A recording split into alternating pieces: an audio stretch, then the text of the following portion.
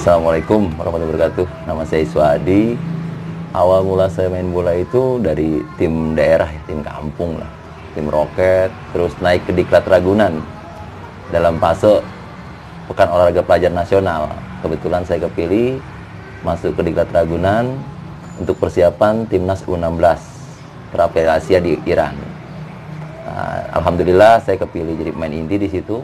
Terus lanjut ke tahun berikutnya main di timnas pelajar. Timnas pelajar, alhamdulillah juara waktu itu, champion Indonesia, final dengan Cina. Lepas dari Ragunan, saya mencoba bermain di tim-tim. Ya, saya dibawa magang di Barito Putra sama Bang Adi Teguh almarhum. Terus lepas itu saya main di PSB Bogor, angkat Bogor naik ke Liga. Zaman itu ya Kansas atau Danhill, saya lupa lah. Nah, setelah itu pulang kandang lah ke Persija Selatan. Ya cuma karena ada sesuatu hal, saya cedera kiri kanan. Jadi saya coba banting setir jadi pelatih. Nah, itu sih karir sepak bolanya, Bang. Pengalaman dulu waktu ikut di junior, sempat ikut tes Primavera, terus sampai pernah ke Italia, mungkin bisa ceritain. Wah, ini kalau Primavera, alhamdulillah saya belum sih, Bang, posisinya. Ya, tapi kalau bicara seleksi, saya sudah masuk nominasi waktu itu. Cuma nasib yang belum beruntung. Jadi kita tetap di rumah. Tapi dengan pengalaman itu saya sedikit tahu sepak bola Indonesia ini sekarang ini Ragunan sekarang agak beda sama Ragunan dulu. Kalau dulu mungkin kita betul-betul bersaing karena ada diklat antar diklat. Kalau sekarang online, nah agak bingung juga kita seleksinya. Ya kayak gitu aja sih, Bang. Kalau buat timnas Primavera, kenangan yang saya anggap ada baiknya, ada jeleknya juga sih buat saya. Itu aja. Apa aja baik jeleknya? Baiknya ya kita mengukur diri bahwa sepak bola itu tidak tergantung cuma teknik, fisik, tapi ada juga keberuntungan. Ya, kita main bagus, skill bagus, inti belum tentu ke bawah juga sih, Bang. Cerita tentang di seleksi Liga Italia bagaimana, Is? Ya, kalau seleksi di Liga Italia saya rasa cukup bagus lah, cukup merata. Ya cuma ya memang nasib kali yang belum beruntung. Ceritanya bagaimana Anda bisa ke bawah sana? Posisi kalau bisa ngurusin itu gitu. Ya. Jadi gini, Bang, kalau ke Liga Italia ini saya talent scout ya. Jadi talent scout buat anak-anak Indonesia yang bermain di Liga Italia. Kebetulan itu berawal dari 2015 sampai 2017. Cuma talent scoutnya saya itu tidak diketahui PSSI, ya sudahlah, nggak apa-apa juga saya pikir. Yang penting saya bisa berbuat baik buat anak-anak Indonesia. Alhamdulillah 2 pemain yang udah bermain di sana. Kamu ceritain kenapa kok bisa jadi talent scout di sana? Jadi awalnya saya pernah mengajar di sekolah Australia dan mengajar juga di sekolah Jerman. Ada orang tua murid yang kebetulan salah satu direktur teknik di salah satu liga di Jerman dan di Italia. Dan saya bertemu dengan sahabat yang juga penggila bola sebetulnya, Bang Erwin Saputra. Nah dari dialah, Erwin Parapat itu, mulai saya menjalankan karir talent scout buat Liga Italia. Cerita Anda dengan Andi Teguh bagaimana? Wah, kalau bersama Bang Adi Teguh, jujur panutan saya. Bang Adi Teguh almarhum, Pak Edi Santoso almarhum, saya anggap pelatih yang betul-betul punya karakter. Pak Edi Santoso pelatih Diklat Ragunan, walaupun dia bukan seorang pemain, tapi dia psikologi yang bagus. Makanya sekarang ini yang penting adalah psikologinya sebetulnya. Diajarkan bagaimana punya adab, punya iman, bisa main baik. Karena itu yang saya terapkan. Alhamdulillah, itu pun saya terapkan di tim putri saya. Yang kebetulan saya pernah juga pegang tim putri. Ya, walaupun jadi asisten tapi kita pernah pegang. Alhamdulillah, dan saya juga punya tim putri juga Betawi yang alhamdulillah juga bisa mewakili Indonesia di kejuaraan Asia nanti. Jadi ini yang saya terapkan buat teman-teman semua sebetulnya. Pelatih itu tidak monoton teknik, fisik, dan lainnya. Tapi pelatih itu harus punya sesuatu yang pendekatan yang baik dengan pemain. Itu aja sih, Bang. Kalau Anda melihat pembinaan sekarang dengan era Anda dulu, apa kelebihan dan kekurangannya? Jadi kalau kelebihannya dulu deh, Bang. Kalau kelebihan, oke, sekarang apa-apa teknologi ya. Tapi dulu kurang teknologi. Tapi kalau bicara prestasi, kenapa dulu lebih mumpuni? karena merasa memilikinya, yang itu yang kurang. Memiliki dengan apapun kita latihan, kita tahu diri kita. Itu sih. Kekurangannya sekarang ini terlalu mudah bangga, terlalu mudah dibilang cepat naik lah kasarnya, terlalu besar kepala. Jadi ini yang bikin sepak bola kita agak sedikit runyam. Tapi sekarang kan marak SSB. Anda lihat keberadaan SSB ini gimana? Nah ini Bang, kita bicara tentang SSB. Gampang sekali orang Indonesia itu bikin akademi. Paham nggak sih itu akademi apa itu dulu sebetulnya? Ya kan kalau akademi itu harus fasilitasnya jelas. Ada semuanya ada lapangannya, ada fasilitas jelas, lengkap. Nah SSB, kadang-kadang di SSB juga orang berpikir ini akan jadi sesuatu yang bagus. Tapi kalau tidak punya pelatih yang bagus, akan hasilnya kurang bagus juga. Itu sih. Kenapa bisa begitu? Jadi gini, Pandangan Anda. kalau SSB yang saya pandang, yang menurut pandangan saya di Indonesia dan di Jakarta khususnya, semua SSB targetnya juara. Ini yang fatal. Saya kebetulan pernah jadi asistennya Bang Pandi Ahmad ya, di salah satu akademi. Jadi kalau dia itu bermetodekan pemain ini tahu dulu sepak bola. Tahu dulu arti sepak bola, terus apa sepak bola dalam kehidupan. Nah, setelah itu anak-anak baru diajak main.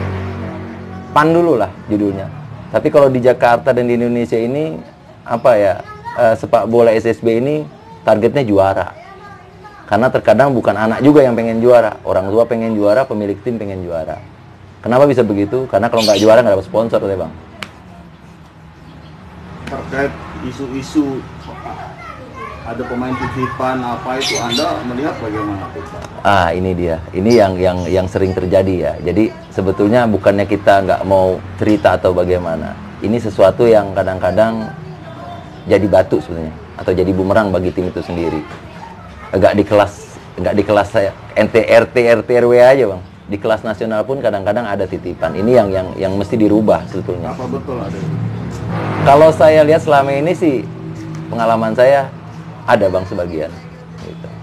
Kenapa bisa begitu? Nah, itu yang sebetulnya harus kita tanyakan juga sama. Kalau ini bicara tadi Bang, bicara adab, iman, dan kebaikan.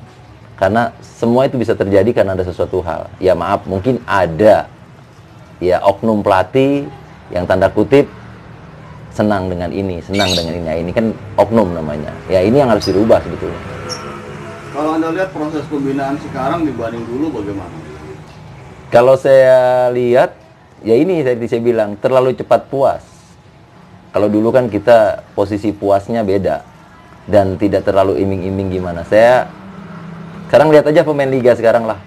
Dari passing, kontrol, semuanya jauh kemana-mana dengan eranya. Mungkin zaman-zaman senior saya atau eranya saya lah. Ya era saya, era-eranya Kurniawan, era-eranya Alek Pulalo. Ya kita passing yang dibetulin. Jadi saya pernah Bang, waktu timnas 16 itu 3 bulan full kita cuma latihan passing. Nah sekarang ini anak sekarang kalau udah main di liga, mau Liga 2, Liga 3, Liga 1, diajarin latihan passing kayaknya jemu. Itu yang salah sebetulnya. Kalau kemudian Sintayong bilang kaget, ngomel-ngomel soal hal-hal seperti passing, kontrol, menurut Anda gimana? Kalau menurut saya gini, Sintayong itu kan baru sampai. Kalau menurut saya, hematnya biarkan dulu dia bekerja.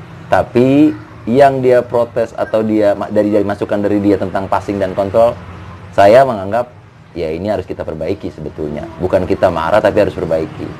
Ya nggak mungkin dong pemain liga buat angkat bola aja harus mundur 4-3 langkah. Karena itu ada teknik yang salah sebetulnya. Nggak perlu langkah jauh. Ada teknik ketika saya diajarin sama Polusin, sama Bang Andi Teguh, ya ini pelatih-pelatih bagus semua lah. Jadi tolong kalau saya pribadi, hormatilah para senior yang merasa mungkin tidak diiakan Bang. Itu aja sih. Artinya Anda merasa wajar kalau Sintayong komplain soal teknik dasar yang Iya. masih kurang? Sebenarnya komplain sih tidak, posisinya setuju juga tidak, tapi posisinya kita harus berkaca lah. Sesuatu hal itu posisinya akan terjadi ketika memang ada titik baliknya. Kita mawas diri, kita coba benahi. Makanya banyak pelatih-pelatih lama yang bilang kita butuh sesuatu yang beda. Yang beda itu dalam arti kita Mungkin ada yang salah tentang passing kita, mungkin ada yang salah tentang kontrol kita. Jadi wajar-wajar saja ketika sekarang semua aplikasinya harus jelas, masalah lapangan, masalah sarana dan prasarana. Karena kalau latihan passing itu jelas bang, lapangannya harus bagus. Karena agak repot kalau lapangannya nggak bagus. Lapangan sekarang kan bagus banget. Nah itu dia. Ini yang jadi kendala, ini yang saya lihat juga. Dulu zaman saya di Ragunan itu pasir bang latihannya. Tapi passing kita bagus-bagus.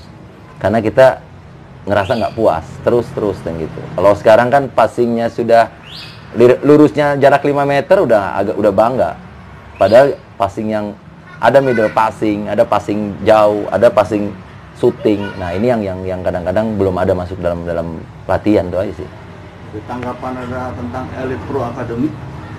Kalau saya jujur, kalau Elite Pro Academy ada bagusnya, ada tidaknya.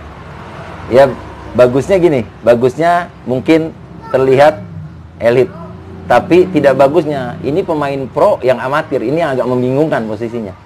Jadi kalau menurut saya lebih baik pemain muda itu ya Liga Junior sajalah. Nanti kapasitas dia pro atau tidaknya kan terlihat dari situ. Nah itu yang tadi saya bilang bang, terlalu mudah bikin sesuatu, mengucapkan seperti akademi sepak bola, pro elit atau gimana, tapi aplikasinya kan beda. Ini yang harus dijalankan. Terakhir soal Villanesia, tanggapan Anda? Kalau saya, menurut saya Villanesia ada bagus, banyak bagus. Cuma yang kurang ini aplikasinya terkadang mungkin dari atasnya agak bagus, ke bawahnya agak berantakan. Ya tadi bicara aplikasinya. Sekarang orang mau belajar tentang filosofi sepak bola Indonesia. Nah, dia belum tahu juga apa sih sepak bola dalam kehidupan itu. Sebetulnya yang mesti ditahu dulu itu psikologi sepak bola dalam kehidupan. Ketika dia bisa jalani itu, insya Allah dia bisa jalani.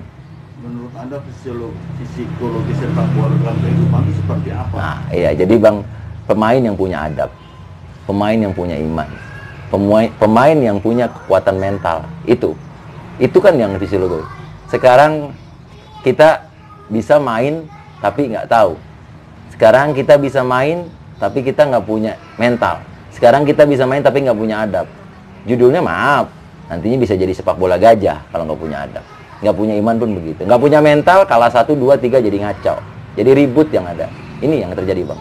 Apakah itu diatur di dalam FIFA? Sebenarnya itu kalau itu tidak diatur. Cuma pengalaman saya ketika jadi talent di Liga Italia itu yang nomor 1. Apa yang Anda lihat di Liga Italia? Sama saja latihannya bang. Cuma poinnya tadi dia Soal mentality tadi. Nah, ini dia. Soal mentality untuk pemain muda di sana, saya rasa cukup dalam arti kata. Bagaimana mereka menggembleng? Sebetulnya bukan digembleng, bang. Makanya saya agak kaget ketika di sini digembleng, over disiplin namanya ya. Ini malah jadi kacau sebetulnya. Sebetulnya standarisasinya ketika anak itu bisa berlatih dan fun, nah senang hatinya, insya Allah semua perjalanan latihan itu akan lancar. Tapi ketika sesuatu dimulai tadi tidak senang, tidak fun, akan amburadul. Oke, soal talent scouting di Indonesia ini menurut Anda sudah maksimal tidak? Sebetulnya gini, ini yang tadi saya bilang, harusnya antara TSG dan pelatih kepala ini harus sama-sama sejalan. Karena terkadang TSG-nya sudah oke ya, talent scout-nya udah oke, di pelatih kepalanya tidak oke. Terkadang juga pendekatan pelatih terkadang tidak tahu. Judulnya begini bang, maaf ya, bukan tidak tahu. Mungkin, ini anak passingnya bagus hari ini. Ini anak kontrolnya bagus hari ini. Ini anak syutingnya bagus hari ini. Kenapa dia 3, 4, 5 hari seminggu kemudian dia bisa hancur, dia bisa rusak? Itu kan tidak ditanya dengan pendekatan psikologi. Kenapa itu bisa terjadi? Karena rata-rata pemain sepak bola Indonesia tidak semuanya orang kaya. Jadi mungkin dia latihan hari ini bagus karena tadi asupan makannya enak, pikiran di rumahnya enak. Bisa juga besok dia mulai nggak enak. Ini juga yang terjadi sih bang. Betul. Apakah poin-poin itu masuk di dalam Villanesia? Itu yang coba saya perhatikan dan itu yang coba kita tanaman. Kalau poin sih masuk bang. Dan cuma tadi aplikasinya yang beda. Jadi terkadang pelatih ini keluar overnya. Jadi pelatih ini bukan pimpinan. Pelatih ini pemimpin. Beda bang kalau pimpinan. Tunjuk sana jalan, tunjuk sini jalan. Kalau pemimpin kan apa sih yang kita mau gerakan? Kan harus sama-sama ini. Ini bedanya di situ aja sih bang. Apa yang paling berkesan dari Andi Teguh menurut Anda? Berkesan bagi saya, dia sesuatu apa ya? Dia seseorang yang betul-betul Bang Andi Teguh, Pak Edi Santoso, orang yang tahu bahwa sepak bola tidak sepenuhnya tentang teknik, fisik. Itu yang diajarkan dia sama saya. Doa itu sangat penting. Jadi kalau orang sekarang, maaf, saya sangat maaf karena posisinya tidak ada sesuatu apapun tanpa doa. Kalau dia gitu pesannya sama saya. Itu kejadian ketika kita mau final. Karena jujur, semifinal kita ketemunya Korea. Dan dia bilang, Event teknik, apa itu? Event apa? Itu event pelajar Asia, Bang. Tapi pelajar Asia waktu itu beda dengan sekarang. Pelajar Asia waktu itu betul-betul pemain nasional yang turunin Korea. Tahun berapa, di mana? Itu 394 di Senayan. Nah, ini yang dia bilang sama saya, cuma sesuatu yang bisa menangkan kita di dalam pertandingan ini. Satu mental, dua doa. Ya itu kejadian. Dan alhamdulillah kita bisa ngalahin Korea dan kita final di juara. Anda pernah ditangani polisi? Saya sama polisi cuma dapat 3 bulan. Gitu. Apa kesan Anda terhadap polisi? Polisi keras, tapi tidak kasar. Beda keras sama kasar, Bang. Dia cara melatih dia keras dalam arti kata kita ditumpu buat kuat. Tapi dia tidak dengan bahasa yang kasar. Itu aja sih intinya.